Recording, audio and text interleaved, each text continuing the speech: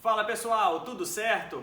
Hoje a gente vai falar de sistema imune. Eu estou aqui com a nutricionista Larissa Matos e a gente vai fazer um bate-papo sobre sistema imune, principalmente nesse período onde a gente está falando muito sobre quarentena, estresse, viroses. Então a gente vai com esse primeiro tema polêmico aí. Então, aproveitando, sigam a gente nas redes sociais, eu vou deixar aqui embaixo o link para você já clicar aí direto e também aqui nessa barra que está escrito aqui. Primeiro de tudo, dê aí suas boas-vindas, fale um pouco sobre você. Ei pessoal, prazer enorme estar aqui com vocês, obrigada. Como o Douglas já falou, meu nome é Larissa Matos, sou nutricionista e atendo também na Academia Salute. E vamos falar sobre o sistema imunológico hoje, né? Sim.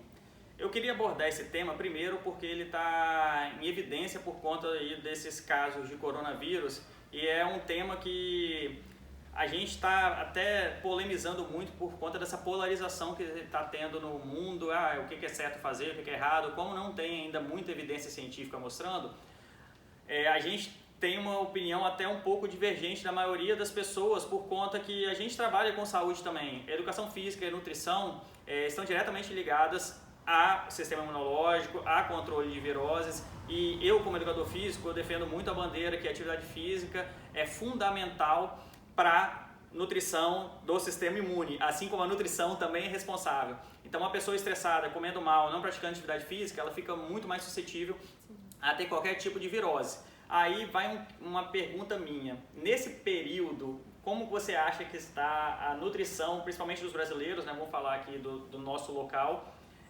para justamente controlar o sistema imune? Então, hoje na visão de que, querendo ou não, o fato da gente estar confinado assim dentro de casa, aumenta a ansiedade, aumenta o estresse, aumenta aquela sensação de insegurança, de não saber como que vai ser o dia da manhã. E isso, querendo ou não, acaba levando a gente a consumir produtos industrializados, produtos que não são tão saudáveis assim, nutricionalmente falando. Sim. Infelizmente. Eu que até estava abordando, né? Hoje o supermercado ele continua funcionando a todo vapor, agora vai vir um decreto, né, de restrição de número de pessoas, só que mesmo assim a oferta de produtos é muito mais ampla do que a oferta de alimentos, né? Aquela coisa que não é processada, que não é industrializada. Por exemplo, as feiras livres hoje elas estão vazias, assim como os supermercados estão cheios. Então são coisas que se for ver em termos de estresse, que o seu corpo, que você está gerando no seu corpo, ele está assim, em níveis altíssimos.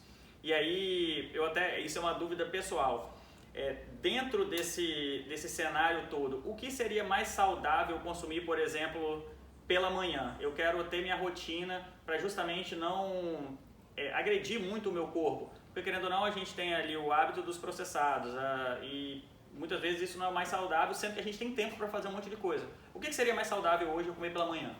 Sim, sempre digo para os meus pacientes a gente iniciar a manhã com uma boa fonte de proteína, seja ela do leite, ovos, pode fazer um mexido, um omelete.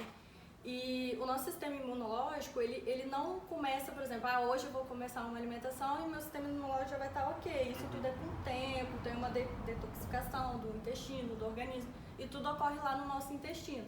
Querendo ou não, o consumo desses produtos farináceos, desses produtos industrializados, causa uma inflamação a nível intestinal, que essa inflamação a gente não consegue ver a olho, né? Mas a gente consegue sentir o desconforto, o intestino, a barriga fica distendida, fica doendo na hora de fazer cocô, dói.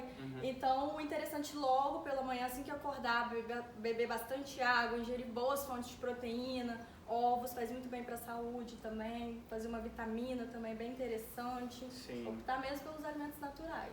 Aí você falou em saúde intestinal, tem uma coisa que eu gosto muito, que eu pratico, agora estou praticando com mais regularidade, que é o jejum. Só que o jejum eu pratico não por conta de alguma coisa estética, foi um estudo que eu li sobre, um estudo da Universidade de Tóquio, que ele fez um estudo sobre longevidade, sobre justamente a saúde intestinal, porque o intestino é um órgão que, querendo ou não, ele, por conta dessa doutrinação de alimentação de 3 horas, 2 horas, ele sempre está trabalhando, né? E eu vi que realmente algumas coisas eram muito coerentes, principalmente a saúde intestinal e longevidade. Os países que mais têm a saúde da população ali idosa são os que mais praticam jejum de maneira inconsciente e não consciente. Então são as chamadas blue zones, né? Então hoje o jejum intermitente, ele realmente ajuda o sistema imunológico? Sim, 80%, né, do nosso sistema imunológico está aqui no nosso intestino. E querendo ou não, o jejum intermitente ele promove a autofagia de células ruins. Então ele faz uma limpeza sem a gente perceber no nosso organismo. Ele pode ser utilizado tanto para emagrecimento, tanto para longevidade, tanto porque faz bem mesmo. Então é uma excelente estratégia, eu utilizo muito em consultório, muito adequada também e auxilia sim no sistema imunológico, desde que acompanhado por um profissional. Não é fazer um jejum de 72 horas, 24 horas e depois quebrar esse jejum também de maneira errada. Exatamente. Eu, particularmente, eu acordo, eu faço um shotzinho de água com limão, glutamina e gratidão, né? Então eu misturo tudo ali e tomo pela manhã e muitas vezes eu não sinto necessidade. Antigamente eu tinha preconceito por ser da área esportiva, sempre fui atleta, corro regularmente e eu tinha um preconceito, achar que, não, para eu performar eu tenho que estar hipernutrido, porque eu faço um treinamento, uma condição inferior de nutrição e quando eu tiver um aporte maior eu vou render mais. Foi aí que foi uma quebra de paradigma, justamente para mim, que sou fisiologista, de achar que muitas vezes eu estando com meus estoques de glicogênio muscular, glicogênio hepático, triglicerídeos no auge, tanto que a gente toma para correr triglicerídeo de cadeia média, toma em colher mesmo, pega o TCM e toma, achando que vai performar. Pelo contrário, hoje eu estou comendo com uma restrição alimentar, que na verdade não é uma restrição, é bem menos que eu comia, mas aquilo me sustenta, por justamente gostar da linha que o jejum me promoveu. Não o jejum que muitas vezes eu como, por exemplo, uma banana, mas eu achava que pelo valor nutricional da banana, ele não me daria o que eu precisava de energia. Sim. E pelo contrário, eu performei pra caramba. E assim como fiquei melhor também no meu sistema imunológico. Até mesmo porque não é a banana que a gente vai consumir ela agora que vai ser consumida durante o treino. É uma energia que já está estocada desde a sua última alimentação, no dia anterior. Então, às vezes, você consumir antes de treino muito intenso vai te dar uma performance pior mesmo, porque o seu intestino vai estar trabalhando, sendo que ele tem que estar mandando toda a energia para outros membros, para outras partes do seu corpo, para você ter uma melhor performance. E isso está corretíssimo mesmo. E aí, até uma coisa que a gente, na corrida, a gente sofre muito de inflamação do aparelho respiratório. E como o tema é sistema imune, aí eu comecei a associar problemas relacionados ao trato respiratório com problemas relacionados ao estômago, porque você aumenta a acidose ali do duodeno e você muitas vezes sente essa inflamação não pelo fluxo de ar, que é o que a maioria das pessoas achavam, muitas vezes pelo que você come antes do treino. Eu particularmente, como eu pratico corrida aí de longa duração, então é meia maratona, 10 milhas, então pouco mais aí de 1 hora correndo, quase 2 horas correndo, a maioria das vezes mais de 2 horas correndo, o que eu como influencia muito, principalmente no começo ali da corrida, que a gente vai e come muito, que acha que vai ter que usar aquela energia, né, no começo, e você começa a ter refluxo ou qualquer outro tipo de acidez aí estomacal, isso passa para o duodeno e você sente um problema que quem me conhece sabe que eu tenho muito problema relacionado à faringite, e a minha faringite se dava pelo estômago e não por conta do fluxo de ar, que a gente ficava respirando ali causando aquela acidez ou trauma por conta do fluxo de ar. E não era justamente por conta disso, que de uns tempos pra cá eu nunca mais tive, e justamente comendo menos.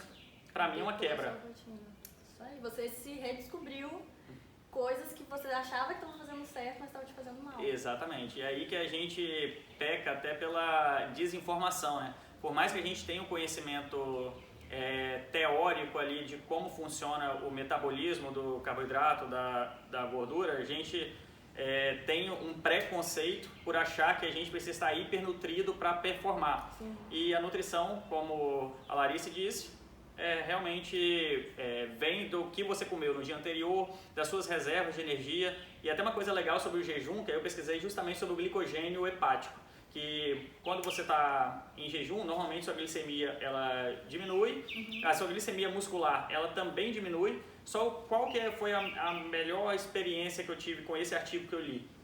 Foi que o glicogênio muscular ele é renovado, então você tem novos glicogênios com uma capacidade de utilização melhor e isso faz você performar. Então quando você sai do estado do jejum intermitente para um estado de nutrição, você começa a ter uma melhora no seu próprio glicogênio, por ser muitas vezes moléculas mais biodisponíveis do que as outras.